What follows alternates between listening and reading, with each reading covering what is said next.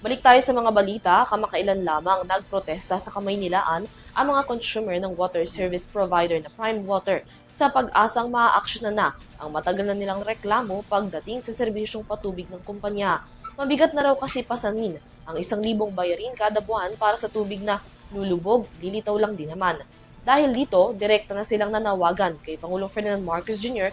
na gawing prioridad ang isyong ito. Alamin ang kabuuan ng detalye sa balitang ito. Ang tubig ay buhay. Hindi lamang yan basta kasabihan, kundi katotohanan para sa lahat ng organismong nabubuhay sa mundo. Mula sa mga halaman, mga hayop, lalo na para sa ating mga tao. Kaya nga ganyan na lamang ang pagkondena ng mga residente ng San Jose del Monte sa Bulacan at iba pang consumer ng Prime Water saan nila'y hindi na makataong problema sa patubig. Sa halip raw kasi na buhay, naging pasakit pa para sa kanila ang mababang kalidad at serbisyo ng Prime Water sa kanilang mga lugar. Si Nolan Tiongco, residente sa SJDM, hindi na raw kayang manahimik pa sa gitna ng malaking problema sa patubig na kinaharap nila sa kanilang bayan. Napakabigat na raw kasi para sa mga simpleng mamamayang gaya nila na pasanin ng higit 1,000 bayarin sa tubig kada buwan, gayong halos wala naman daw silang mapakinabangan dito. Barangay, nagbabayad sila ng tubig, hangin lang yung lumalabas sa gripo. At kailangan nilang maggumising ng maaga para mag-ipon lang ng tubig. Tapos yung bill ng tubig 1,000 sa average per month. Napaka inconsiderate ng ganun kasi for the past how many months, how many years na ganun yung nangyayari. Grabe talaga. Almost may mga pagkakataon na 24 hours na walang tubig, may mga ganung araw. So, alam mo, ang tubig, very basic, needs siya ng tao eh. Kumbaga, pwede kang maguto o pwede kang hindi kumain, pero yung tubig, hindi pwede kang mawalan ng tubig. Ayon naman kay Elena Urbino ng Small Entrepreneurs for Livelihood Development Association, apektado ng hindi maayos na serbisyo ng tubig ng Prime Water ang pang-araw-araw na pamumuhay ng mga residente. Ang madalas na kawalan ng tubig o kaya naman ay 2 hanggang 3 oras lamang na pagkakaroon ng supply ay apektado na aniya ang basic function ng bawat tahanan. Hindi na ito convenience, provision na ito sa amin sa kalusugan, trabaho, pag-aaral.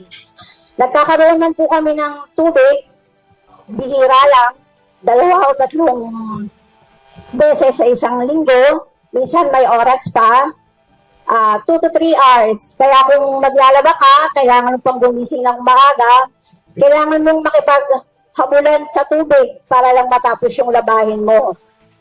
Minsan, may tubig man, lumalabas ay marumi sa mga gripo namin.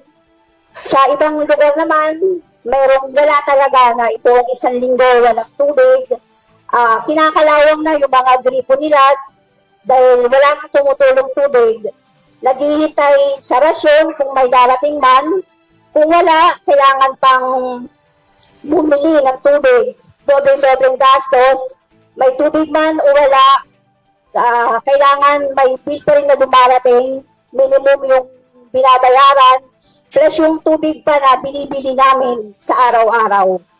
Sa joint venture agreement sa pagitan ng San Jose del Monte Water District at ng Prime Water Corporation, ang nasabing kumpanya ang naging local water provider ng San Jose del Monte, Bulacan at ng marami pang lugar sa bansa. Ngunit sa loob ng halos 8 taong pagiging water provider, ayon sa mga residente, hindi umayos o gumanda ang serbisyo ng Prime Water sa kanilang mga lugar. Ayon kay Jonathan Chua ng Small Entrepreneurs for Livelihood Development Association, kalbaryo ng maituturing para sa mga consumers ang ilang taon ng problema sa serbisyong tubig ng Prime Water. Kasi ang mas malinaw sa amin, kalbaryo na yung idinulot nito ng mahigit 4 o 5 taon na sa amin na tuloy-tuloy. Kasi ang idea kasi dapat po, pag mga serbisyo, parang parang kuryente, di ba? Pag nag-brownout ng 3 oras, galit na tayo. Pero sa tubig, 1 linggo na yung walang supply, 3 araw, buong magdamag, minsan 8 araw, imagine niyo kung gaano katinding, di ba, pinsala yung dinudulot ng ganong problema. Kaya dapat kami bilang mga residente ng San Jose del Monte, hanggang ngayon sa oras na to, dahil natuklasan po ng tinake-over ng lokal na pamahalaan, inimbestigahan nila. Out of 37 facilities, 10 lang yung gumagana. Yung iba sinadyang hindi paganahin at inabandona, pinabayaang mabulok, makontamina, kinanawang. Di ba, tubig po ito, iniinom po namin. So, napakataas dapat ng antas ng standard nito pagprotekta doon sa usapin ng potability, ng safety nito, pero hindi ganun yung ginawa ng Prime Waters. Kaya malaking kasalanan talaga ng Prime Water sa mga mamamayan ng San Jose del Monte. Naidulog na rin sa isang lokal na korte ang issue upang mapalitan na ang Prime Water bilang local water service provider ng SJDM. Sa kabila nito, mas pinaburan ng Las Piñas Regional Trial Court ang injunction for a temporary restraining order na inihain ng kampo ng Prime Water. Batay sa desisyon ng korte, banta sa business rights ng nasabing kumpanya ang pagpapalit at transition sa isang bagong local service provider. Marin itong kinondena ni Chua na higit sa negosyo, mas dapat daw isipin ng korte ang mga mamamayang nagdurusa dahil sa isyu ng tubig. Sana marinig niyo po, no? Walang hiya po yan. Winalang hiya po kami ng Prime Water. Bilang mamamayan, dapat bilang judge o bilang huwis, protektahan nyo yung karapatan ng mga consumer. Protektahan nyo yung karapatan ng mga mamamayan.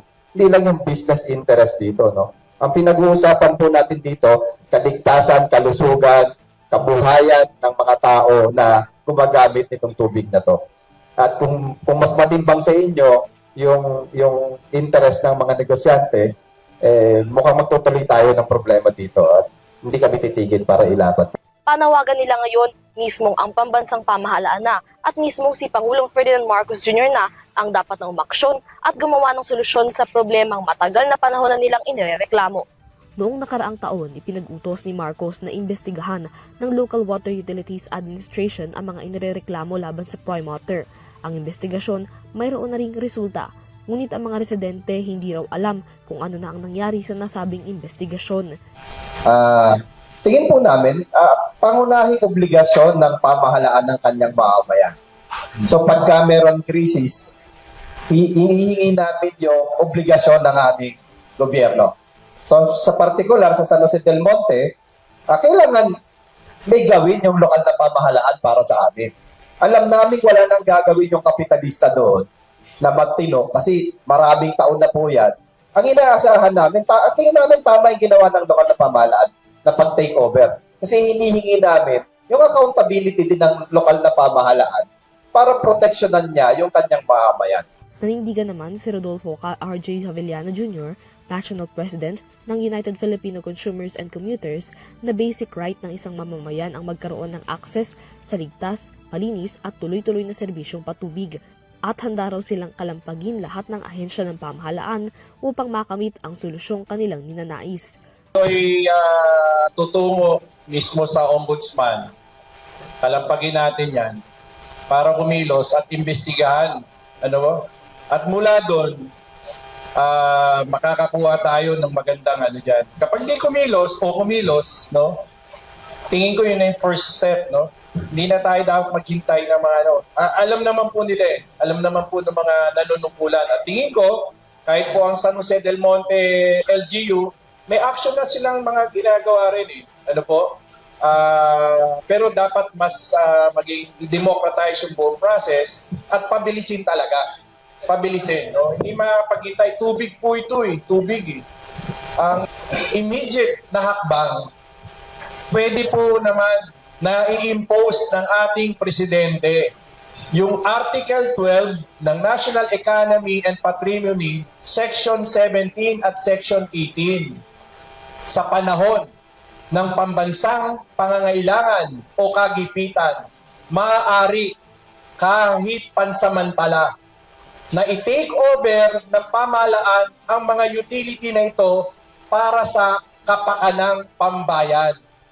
Klaro po yun. Crystal clear po yun. So it's up to our President. Para sa EuroTV News, Mia Layagin, sumasaludo sa bawat Pilipino.